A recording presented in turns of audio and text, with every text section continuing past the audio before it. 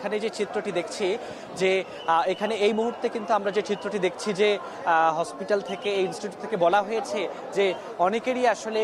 রক্তের প্রয়োজন। আমরা সে কারণে কিন্তু এই মুহূর্তে এই যে বার্ন ইনস্টিটিউশনের বাইরে আমরা কিন্তু অনেক স্বেচ্ছাসেবী সংগঠন সাধারণ মানুষকে দেখছি, তারা কিন্তু রক্ত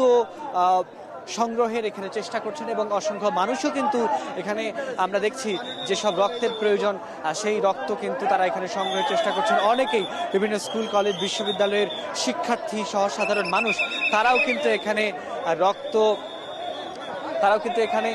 রক্ত দিচ্ছেন। এবং আমরা যেই চিত্রটি আসলে একটু বলতে চাই, এখানে সরকারের বেশ কয়েকজন মন্ত্রী এসেছিলেন, তারা কিন্তু এখানে আজকে ব্রিফ করেছেন এবং তারা জানিয়েছেন আনুষ্ঠানিকভাবে যে 16 জনের মৃত্যু নিশ্চিত হয়েছে এবং সেটি বলেছেন ডাক্তার সাইদুর রহমান, প্রধান উপদেষ্টার বিশেষ সহকারী। এবং আমরা দেখেছি যে এই যে এমন একটি বিয়োগান্তক ঘটনা এবং এটিকে সার্বক্ষণিকভাবে প্রধান উপদেষ্টা খোঁজখবর নিচ্ছে বলেও কিন্তু এখানে ব্রিফিংয়ে জানানো হয়েছে। আরও জানানো হয়েছে প্রয়োজনে উন্নত চিকিৎসার জন্য রোগীদের বিদেশেও নেওয়া হবে এবং আগামীকাল জাতীয় পতাকা অর্ধনমিত থাকবে এবং এই যে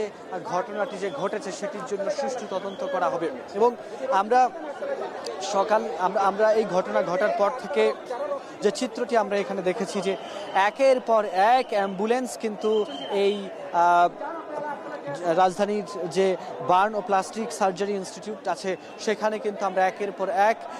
অ্যাম্বুলেন্স কিন্তু আমরা এখানে প্রবেশ করতে দেখেছি এবং এখনও কিন্তু অনেক অ্যাম্বুলেন্স আসছে বলে আমরা খবর পেয়েছি। এবং যে চিত্রটি আমরা এখানে দেখেছি যে যাদেরকে এখানে নিয়ে আসা হয়েছে তাদের অনেকেরই কিন্তু প্রাণের সংখ্যা রয়েছে। আমরা আসার পরে যে খবরটি পেয়েছিলাম যে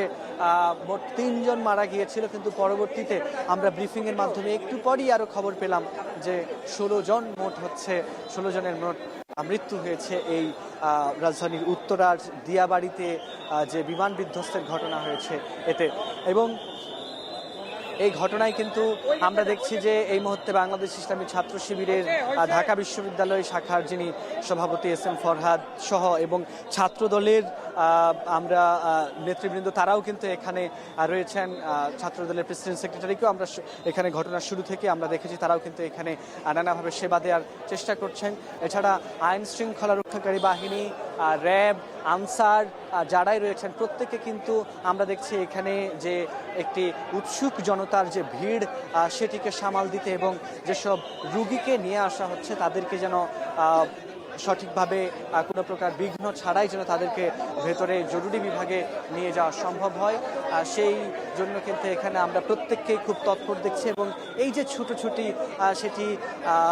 এখানকার যে বার্ন ইনস্টিটিউটের যারা কর্মরত দায়িত্বরত তাদেরকে থেকে শুরু করে যারা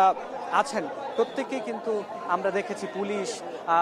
তারপরে এখানে আমরা দেখছি র্যাব এবং আনসার, সাধারণ শিক্ষার্থী, বিশ্ববিদ্যালয় স্কুল কলেজের শিক্ষার্থী এবং বিভিন্ন স্বেচ্ছাসেবী সংগঠন, রেড ক্রিসেন্ট, BNCC সহ যারা আছে প্রত্যেককে কিন্তু আমরা